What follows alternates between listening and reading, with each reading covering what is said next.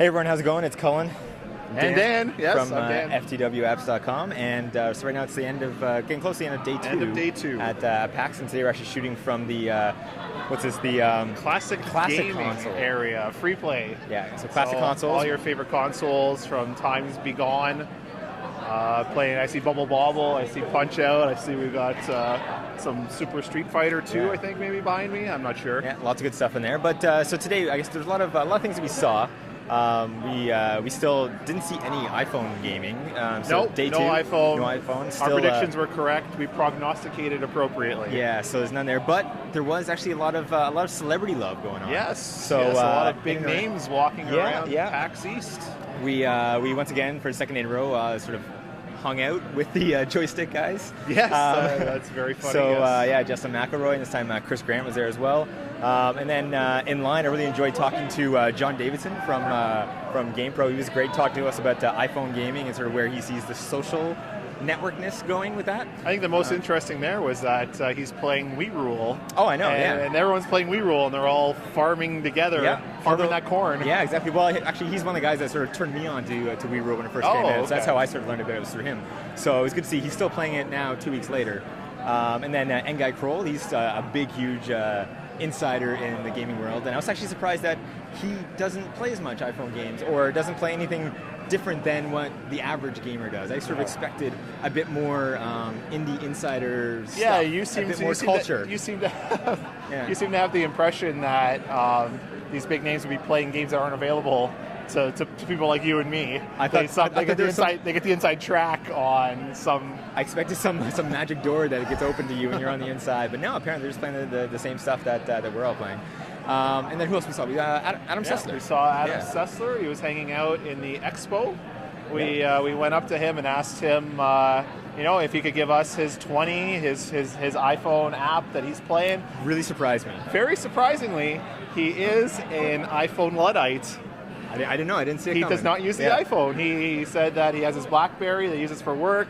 Didn't want to deal with the multiple accounts on the iPhone, which is perfectly reasonable. Yep. A lot of people have this problem, multiple devices.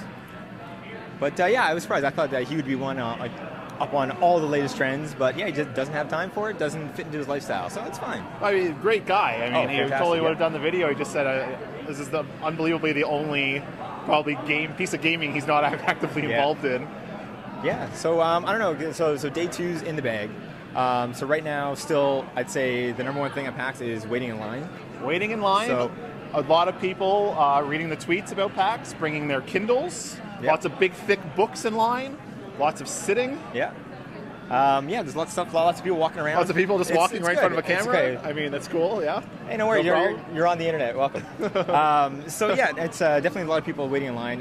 DSs are standard, but this year Kindles. I don't think Kindles would have been popular. Yeah, I saw Kindles were out there. I don't know big, if pads will be next thing at PAX Prime in Seattle. I think you'll probably see people bringing pads. I don't know if you're going to have a lot of people wearing the big man purse to carry your. But it's going to sort of consolidate two things. It's going to have your gaming as well as your books in one device. Yeah, so sort of bring that down. I guess hoping for PAX next year or the next conference. I don't know about you, but actually the next PAX, one of the things I want to see is more Microsoft Surface gaming. We got a chance to check that out. So we saw some tabletop D&D on the Surface. It was the multi-touch is amazing. Unbelievable multi-touch. They actually had you had a glass puck on top of your multi-touch Surface, and as you rotated the puck, the user interface would actually. Yeah, but keep going. How can I continue? Keep going. So you had the puck on the. So you had the multi-touch surface, and you had this puck on top of it. And as you rotated the puck, the actual user interface would rotate with whatever you were, whatever the menu options were. It was extremely intuitive. Yeah, and to see it in that kind of a tabletop setting, they did an unbelievable job of programming, and the hardware capabilities of that platform were amazing. It's really the big thing is multiplayer gaming in the same place. So it's taking that sort of like what was more turning into online gaming into real actual table, me and you sitting down together and having multiple, and apparently 6 people together. And apparently they're really popular in the. Apparently they're really popular at the casinos in Vegas, at the Hard Rock.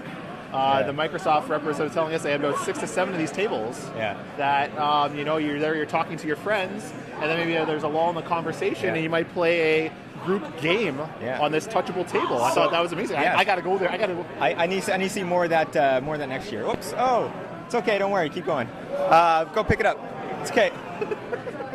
It's perfect. No, it's okay. Okay, we're done. We're almost done. It's okay.